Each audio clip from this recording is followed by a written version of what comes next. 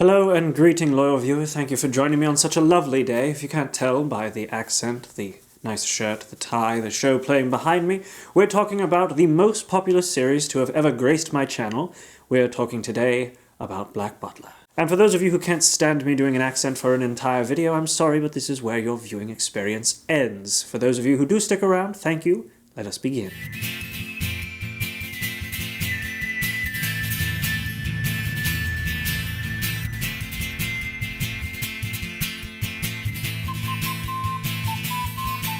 Black Butler is considered by many a classic, and for the longest time I could not piece together why. It's a very unique series. It doesn't really stand out too much in terms of the animation, the world building, the design. Everything seems to be fairly on par with most other shows. However, there are a few things that do stand out that make it a little more unique, and I have a theory by the end of this video that does give my opinion on why I think this show is so popular, and especially why it racked up over 250,000 views on my first reaction video of this series. So let's dive into the very first part of the series, the very first thing that stood out to me, which is of course the world design and the characters. So the show itself does start out by being fairly unique in the setting, considering that it takes place in late 1800s England, as opposed to taking place in Japan, or shows that usually don't take place in Japan also tend to take place in America. So it is sort of unique that they decided to go with England. Granted, it does sort of fit the setting because the character, of course, that we follow is a very high-ranking noble in a family that has been killed. And of course, we have the butler, hence the name Black Butler. Granted, it doesn't seem like a poorly researched setting. In fact, you do see a lot of things that would be accurate to what England would be like at the time. The caste system, the lower levels on the streets showing the police and the way they're dressed, the traditional dressing of noblemen versus commoners and peasants. It's actually very unique and shows that the writer really did go to the trouble of making sure that everything was as accurate as possible for a world that has demons and grim reapers and angels in it. It even goes as far as showing that people who are of the same bloodline do tend to be betrothed to one another early on in their life so that they can continue the noble family bloodline. Granted, Japan has never really had a problem showing family members being in love with one another before. See Sword Art Online Part 2. But everything about the setting does sort of suck you in. It's unique. It's not outstanding. There's fairly common tropes you still see from most Japanese anime. The butler has a unique quirk. Characters tend to freak out and be very funnily animated when they make mistakes. You still have angry faces that show up when characters are, well, angry at one another. But you do tend to have this very unique setting with your traditional Japanese anime tropes, which I guess as a whole does sort of make it unique. I'm using the word unique a lot. I'm going to move on and talk about the actual characters now. So with the characters, as I mentioned, they are part of a noble family. Well, Ciel is part of a noble family. The rest of them are either servants, or the main butler, or, in the case of Lizzie and other family members, other members of a similar but separate noble family. Our main character, Ciel Phantom Hive, is a member of the Phantom Hive family, and he became head of the family after his entire family, except for him, was killed, and he was captured and tortured, only to be saved by making a pact with a devil who is now his butler. And his butler's name is Sebastian. And they pronounce it Sebastian because that is significantly fancier than saying Sebastian.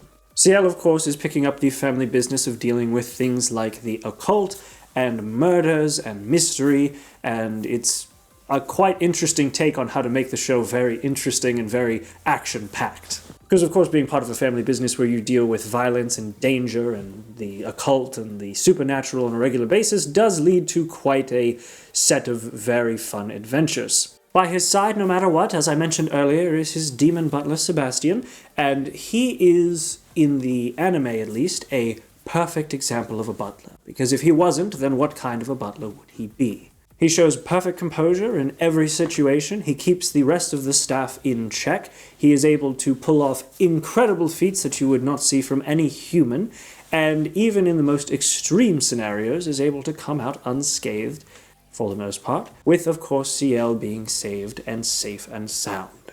Now, having read the manga after watching the anime, I will say there are things in the manga that make Sebastian seem a little more characterized in a way. So, for example, in the very first episode, there's a moment where they are going to have a dinner for a very esteemed guest, and they weren't prepared for any of it because the rest of the wait staff are completely incompetent. Thank you, Mei Rin, Finny, all the others. And so Sebastian has to come up with some sort of very quick way of making dinner. Now, in the anime, Sebastian comes up with the idea of making a Donbori-style Japanese dinner, and it goes off with almost nary a hitch. However, in the manga, you see that it does go very similarly to the anime, but the library is a mess because Sebastian had to run through and read every single book on how to make that dinner. And, I mean, he pulls it off the same way he does in the anime, but there's a little bit of background to it that makes you realize that, yes, he's a great butler, but he has to actually prepare himself for a lot of things. Either way, he's a very unique character. I said unique again, but that's fine. Ciel is, of course, another very interesting character because he's sort of spoiled, but he's not so spoiled as to realize that he's out of his depth, and will call upon Sebastian when necessary, and will show his seal on his eye when things are extremely dire. And with the orders given, Sebastian will complete them no matter what. And one of the things I do enjoy about the characters, not just Sebastian and Ciel, is that they all have some sort of mysterious backstory that, while not expanded on entirely in the first season, are actually gone into in more detail later on in the series. Unfortunately, a lot of it is done in part 2, which I'm not going to be talking about in this one. We are talking about season 1 only. Now, do not worry, I will be talking about each individual season, but I'm going to be talking about them in their own videos, because with each story being its own moment, its own little encapsulated tale, I feel like doing a video on each of them and talking about what they do individually that makes them so special is more appropriate than covering everything in one video. But with the characters being as deep as they are, it's obviously impossible to cover everything in one season, so giving you this mystery of what each character's been through and trying to figure out what their backstory is, and not actually being told until later on in the series, helps keep you as the viewer captivated and keeps you watching for more seasons. It's not why I feel like it is an extremely popular show, though I do feel like it does contribute. Now, moving on to the art style. One of the things that I noticed when going back and watching this show is that it didn't really stand out. It wasn't crazy unique, it wasn't special, it looked like your traditional anime. Now, I'm sure there are many people who are going to yell at me about that for saying that it doesn't look special, but here's what I mean. The show as a whole, yes, does have some different designs, but that mainly comes from the fact that the setting is in England. Obviously, the attire is going to be different than what you see in traditional Japan. The architecture, while not traditional anime looking, is in a fairly anime style, just done in what would be more accurate for the time period in England. But I feel like that actually lends itself to the show, because it doesn't offend you with this extremely over-the-top design that is so different, and then it doesn't age very well. It is sort of timeless. You can go back and watch it and be captivated by the setting, the characters, the stories, and not be distracted by the way that the design looks, by the way that the animation is done. It just looks like an anime, with, of course, an English twist to it. And for a Japanese anime, it does a very, very good job of capturing the aesthetic of old England in the 1890s. Not that I was actually there, but seeing pictures and art from the time, it does actually fit quite well. And France, they do go to France at one point, and that was sort of interesting. Another part of the show that isn't very extraordinary, but it does fit the tone and doesn't really distract you from anything, is the music. The music is fairly good, it fits the tone, it doesn't distract you. The only things that really stand out in terms of music are the openings and endings of each of the seasons. The actual OST is not something that I would go and listen to on a regular basis, and in fact, until I went and rewatched the series, I couldn't really put my finger on the style of anime music that they would have used. So to show you all what I mean about the soundtrack without explaining it for an hour and a half, I'm going to conduct an experiment. Here's what I want you to do. Go into the comments and write down your favorite song from the Black Butler OST that is not an opening or ending. And please, please do not cheat. I don't want to see a bunch of people writing a bunch of random names down of the songs because you went online and Googled it. I'm sure a lot of you who did casually watch the show like myself did find it quite challenging to find a song that you could remember. If anything, you may remember a handful of moments with a soundtrack in the background that did make the right sting when something happened, but it's not something that you're going to hum along to very long now, is it? The opening's actually quite good, and ironically enough, the second season has, in my opinion, one of my favorite openings, right alongside the one from Book of Circus. Granted, the first opening is pretty good, and I did actually do a cover of it with my good friend Blue.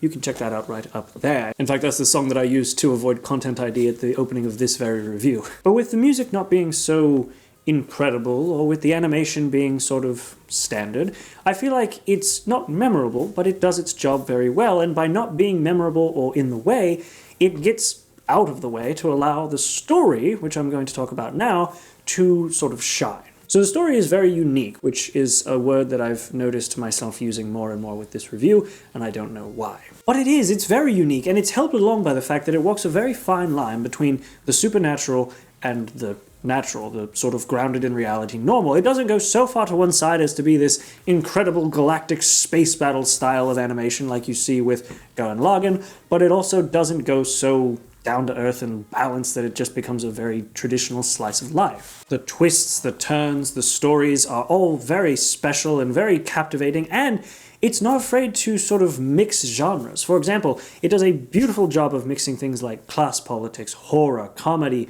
mystery, all of these things, and some stories lean a bit more towards one genre than the other, but they all tend to mix each of those elements fairly well. Oh, and if you do decide to seek your eternal rest, please see to it outside, would you, and try not to make too big a mess. What generosity! What great kindness! And for those of you who watch my videos, you know that I am a very big fan of very lofty goals. See Dr. Stone, My Hero Academia, all these different shows, and this show also has a very lofty goal. Now, obviously with everything that CL has been through, we know that he has some enemies, but we know that he wants to take out some of his own enemies. And with that, your goal is set. However, this goal does have quite a bit of a twist to it, which is the fact that by making the seal with Sebastian, essentially once those goals are completed, instead of reaching this high and going into this incredible ending of happiness, his soul gets eaten. Now I do like that idea because it does put a good twist on the end of the everybody's accomplished their goal, everybody's happy now, except nobody's happy because, well, Sebastian is happy, but nobody else is happy because now CL gets his soul eaten. However, I do feel like them playing too hard into it by the end of this series does sort of spoil it a bit. When they ended this series, and I'm not going to say how, and I'm not going to spoil why, but when they end this series, they show basically what was led up to as the end moment. Even though the manga continues, the series itself continues, which means that by the end of this season, you really do have this sense of, oh, well, I guess the series is over. And then season 2 comes out, and you feel completely sort of taken aback by the fact that everything you just saw is now for naught. I apologize, I do know that I'm rambling a bit, that is sort of the side effect of an unscripted review, but it is an issue that I had, especially when I got into the second season and realized that every emotional moment that I had by the end of the series was sort of pointless. I'm not going to spoil why, obviously, but stick around for the next review. If you want to see the next review, make sure to subscribe. And no, I don't normally do whole reviews with a British accent, it's just fun for me to do because that's the overall theme. So obviously the story is done fairly well, except for right at the very end because it becomes sort of an anime only. That theme unfortunately continues through to the second part of this overall story, which we're not getting into. I did enjoy the first major half of this series, and even some of the anime only moments were fairly good. Sebastian counting down before he killed an angel was an incredible moment in the series that had my blood pumping, and that happened right at the very end, which is usually not something I can say about most anime-only series. One thing I am going to touch on, though, before I get to my sort of final thoughts on why the show is as popular as it is the dub. Now, this is one of those shows where I actually prefer the dub over the sub, similar to things like Gurren Lagann, Cowboy Bebop. These kind of shows are, for me, where the dub shines better than the sub, and mainly because in this instance the show is a period piece in a very specific setting, and each character goes to the trouble, each voice actor, I should say, goes to the trouble of doing a proper British accent. J. Michael Tatum is phenomenal at doing a perfect British accent, in my opinion, better than what I'm able to pull off, because obviously I've talked in a British accent long enough to sort of realize how embarrassing it is, but I'm going to continue anyway. You see, I am simply one hell of a butler. Brina Palencia does a perfect CL. Pay him no mind. He merely acted as befits one of my servants. Grell's voice actor is phenomenal. It That's too much, Bessie. I would bear your children if only you'd let me. Please stop that. Vinny is sort of interesting. We also have Bard Roy, who is sort of weird in the sense that it doesn't seem like he's doing much of a British accent, but he kind of does. Mei Rin is an incredible sounding voice actress, especially with the way not Mei Rin. Monica Rial is a very good voice actor for Mei Rin, especially considering that when her glasses come off, she has a very good change in tone that shows her two different demeanors. Always follow the young master's instructions. Welcome the master every day with a manner that is spotlessly clean. It's overall, the characters are done very well. If you're going to watch it, I would watch it in dub first because it is very well done in the dub. And by the way, for those of you wondering how I watched the show, I did unfortunately buy the Blu-rays for all of them, including Black Butler Season 2, which cost me $130 to buy. That one hurt. But even though I spent all of that money, you can go and watch it on Funimation right now. It's fully available after I spent all that money to buy those damn Blu-rays. Anyway, I just wanted to touch on that because I feel like it's worth noting. Everything I've said shows that the show itself is fairly unique, as I've said many times, but it's also sort of blasé. The story is very cool, the story definitely is captivating, the music is nothing special, the animation is timeless if not a little dry and standard, and overall I don't really see it, for me personally, standing out. However, here are my theories of why it's so popular. Number one, it thrives off of its fan service. And for those of you who have read any fan fiction of Black Butler, you'll know what I'm talking about. Sebastian is this perfect physique, soft and properly spoken, but very powerful and, well, for all intents and purposes, perfect character.